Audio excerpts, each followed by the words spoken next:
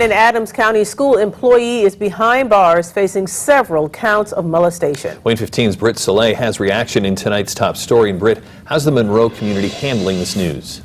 Dirk, Tara, the people I spoke to were very shocked to hear of Christopher Litchfield's arrest this morning. He was last night. He was a coach, substitute teacher, and campus life volunteer at the school. And now he's facing 12 felony charges of sexual misconduct with a minor and child molestation.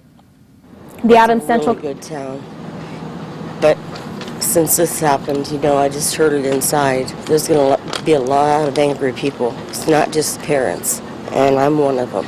I think now with social media and the cell phone and all that, it's easier to catch them.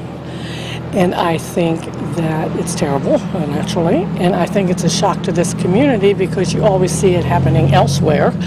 You never see it happening in little old Monroe, Indiana. According to court documents, several boys who knew him through football and youth ministry accused Litchfield of sending text messages, Snapchats, and photos that they said made them feel uncomfortable. Police say he also inappropriately touched 5 of them. Litchfield is also facing 1 count of residential entry, stemming from an incident where police say he entered a victim's home without permission and watched him while he slept. One parent said her children attended an after-school ministry program that Litchfield volunteered with, and she said her kids knew and liked him. But this situation has been an eye-opening one for all of them.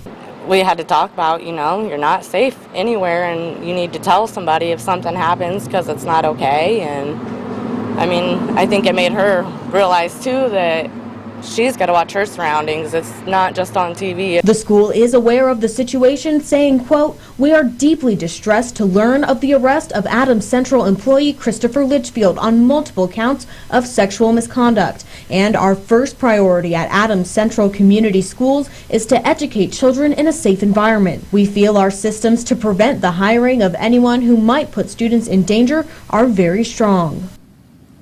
According to court documents, all of the victims were students at Adams Central at the time of the alleged criminal activity, their time frame being as far back as 2014 and as recent as just last month. Litchfield is currently being held without bond. His first hearing is scheduled for later this week. In the studio, Britt Soleil, WANE 15 News.